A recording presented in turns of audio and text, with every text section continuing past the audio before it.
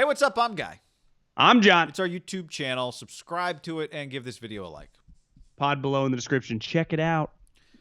Well, the Niners QB Collective, John, Team QB Collective, the San Francisco 49ers have to be watching this Russ story very closely and rooting for him to get traded, regardless of what they get back. There is no scenario, because you would say this, he's been a living nightmare to play against. He's been a nightmare. He's a nightmare. Whatever their issues or their issues, he's a nightmare for the 49ers. I remember I looked it up last year. His record against the Niners was outrageously good. I think it was at one point in time like 14-2, if I remember correctly. And they had like a 2-2 stretch over like the last 2-year period when we were talking about it. He kicked when Chip Kelly and Tom Sula, and even that last year with Harbaugh, he turned into like LeBron James against them. It was a joke. I mean, he dominated them.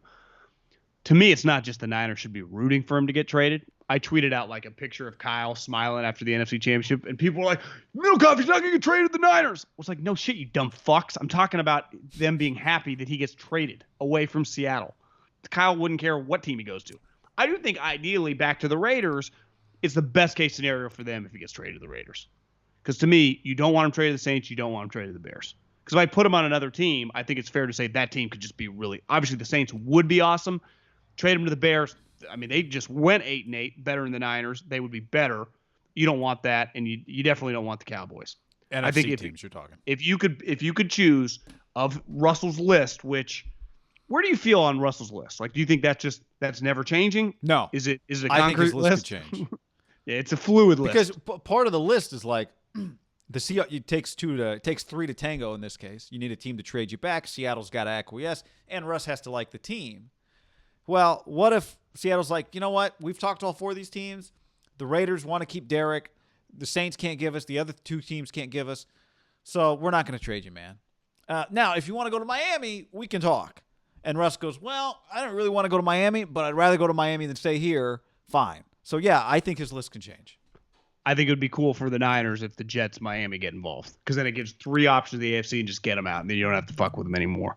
But ultimately, given that you play this team automatically 2 times a year, and the 1 year the Niners have been good under Kyle, it took, the tackle at the 6-inch line just for them to win the division. Beggars can't be choosers. If you traded them out of the division, they're good with it, right? Now, if you could ideally choose, you'd send them to the AFC. But if you just said, fuck, trading the Cowboys, it's better for the Niners than having them with Seattle. Right.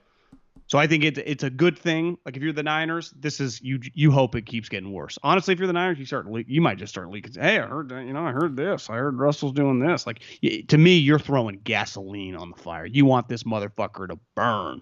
In terms of the story, you don't want it to go away. You want it to get worse. You love Sando articles. You want more of that shit coming out because you want chaos to ensue up there. It's the best thing for you. I was going to ask you this, but you've already delve down this tunnel. If Russell doesn't get traded, is it already a win for the Niners? Like the fact that they are unhappy together? Because my answer is no. Because I think one thing they've shown, clearly all this stuff has been simmering for a while, and they've had issues over the years. But one thing I would say about Russ and Pete, whatever their issues are, when it comes time to playing the games, like they find a way to compete. Because these issues have been going on for a couple of years, clearly. Yeah, right? Yes. And to me, there's no like, well, they're unhappy, so even if they're still together but unhappy, they're imperfect, and the fact that they're not totally in sync makes them a little bit beatable is not the word. I mean, they are beatable. Most teams are. Doesn't have a little KD Warriors feel like they were in shambles that last year and it didn't even matter. And it took like two Achilles injuries to knock him out, or an ACL and an Achilles. Now Kevin, the equivalent of Kevin, he's much better than Russ. Like Kevin's really like Mahomes, but like the parallel still has some validity of like those two are so good, just like Kevin and the Warriors are so good. Even if they hate each other, they're not going to be like, oh, Seattle, Russell played 16 games, 5-11. Actually, remember we got to add the new game, 5-12. Yeah. Yeah, but you would say maybe they'd have 10-7 written all over them. I mean, last year they went 12-4. You read that Athletic article, it's like, oh, they fell apart offensively. It wasn't the same. Russ was cooking, and then Russ stopped cooking, and their defense was. Remember, their defense was terrible. And it's just like they got to get the offensive line, one of the worst ever. And DK, it's just he's not. It's a mad. You're like, wait, They went 12-4. I felt like they went 10-6, and it was like it barely got there. It God, did that's pretty feel great. like, part of it was that they, after that hot start, they lost 3 of 4, but then they won 6 of 7 to finish out the season. So, yeah, I mean, are they a Super Bowl contender? No. 12-4 is a pretty good record, guy. I mean, 12-4 it took 3 writers to write the article about how much they all hate each other. 3 people. If 3 people will write an article about you, it's usually not good. No, it's not. They went 12-4. Guy, they went 12. So my point is, this is not good for the Niners unless he's gone. Otherwise, you got to assume he's going to be ready to kick ass. They didn't just go 12-4. They won the division by 2 games. It's not like, they just barely squeaked out the division week 17. No, they won it pretty easily. I think they got hat and T-shirts week 16. It wasn't even they go to the last game. They won 6 more games than the Niners. Now, I know Jimmy was hurt and everything, but just say that out loud. Like last year, they won 6 more games, right? It's like we talk about this a lot with the Raiders. Like, they're right there on the cusp. No, 11 games got you into the playoffs. They won 8. That's 3 games. On a given month, you play 4 games in a month. Think how long a month is. Like 3 games a lot. 6 is a shitload. Now, as we saw the year before, it was much closer, but Seattle has proven the Niners needed everything to go right for that 33 season. Seattle's like weird year. Like you said, they had an article that was written by 17 people about how much the quarterback and the coach, 2 probably Hall of Famers, hate each other, and they went 12-4. Their offense changed apparently in the middle of the season for the worse, and they went 12-4. It's like their defense sucks. The Carson's always hurt. Russell's cooking. It's like, okay, the Saints, the Packers, who had this just beautiful season, MVP of the league, number 1 seed, won 1 more game than Seattle. Super Bowl favorites. They're the Super Bowl favorites. 13-3. When I just say, hey, 2020 LaFleur, Rodgers, Green Bay Packers, like how would you describe it? Yeah, should have won the Super Bowl. Fucking awesome. Just best Packer season in a decade. Seattle, you'd be like, kind of hit the skids. Just got a little weird there. Like, I bet 3-4 more game winnings. No, just 1 more game. 1. I say the same thing about You're Pittsburgh, right. by the way, went 12-4. But yeah. And by the way, Cook the books a little bit, 11-0. Right? Yeah. Yeah. You also remember, but they were legit. To me, they were a legit. I didn't think they were like a fraudulent. I mean, 11-0 is hard, but like if they were like a legitimate 12-4 team for sure. But I think the way football works, the way sports work, I think the way society works, you're kind of remembered for what happens last. Pittsburgh, all I remember is like waiting to do a podcast and like, hey, let's just wait for this Steelers-Browns game to end. At halftime, like, yeah, we could probably just do it now. It was like 40-0. Remember that? And that's just kind of ingrained in your mind. Same with the Roonies. Well, they changed. Same with They changed. But same with Seattle a little bit. Like what's ingrained in my mind is turn on that playoff game, seeing some dude that I'd never really heard of start the game, get KO'd, Goff come in with a broken thumb, and I just remember watching this game going, God, Rams kind of kicking their ass. I know the score, it wasn't like a 40-0 game. Even when it was like a touchdown game, I remember in the third quarter thinking, Seattle doesn't even feel close in this thing. Yeah. That's just kind of, and I think that's what Russell's thinking. Like, yeah, our record, he's right. I agree close. with him.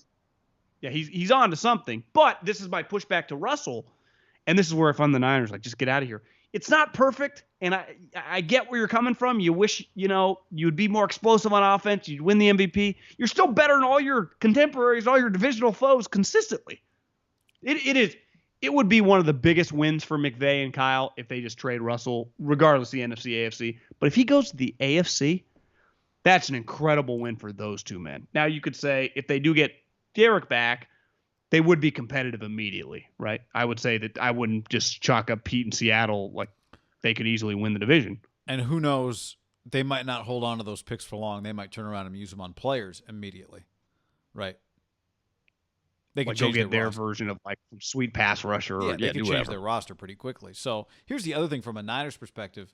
Everything we just said about Seattle, the Rams had a bizarre year, and they won 10 games. It was not smooth for them. That was another win for the QB collective, Sean McVay. Why are the Niners' bizarre years so much worse than those 2 teams? It's a great question. Their bizarre years are like, oh, it's pretty weird. It's like, no, it wasn't weird. It was bad. It was bad. The Rams year was weird, and they won 10. In fairness, because if I don't, their quarterbacks do just play all the games. Like the Niners' main issue. Well, yeah, like there their are quarterback answers to this, but disappears. no, I know. It's But the Niners' bad years are just absolute shit. it's a fair emotional comment to make. It's fair.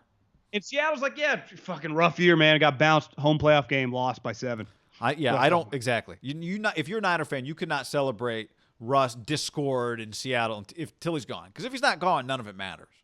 None of it matters. They'll be like, oh, he's pissed. Really? So DK's wide open. How's that going to work out? Lock it. DraftKings, I was like, they were murdering people, the three of them. Murdering. What did you always think when Russell, just when you're like, oh my God, he's going to let it rip and it goes in the air? Don't you first think, oh, touchdown? Wide open. It's going to be some lollipop right in somebody's hands. Sometimes Lockett's like, no one's in 25 feet of him. And he just stops. He's like, I'm just going to walk into the end zone. And DK's like chasing them. They're all going like this. It's just touchdowns. Yep.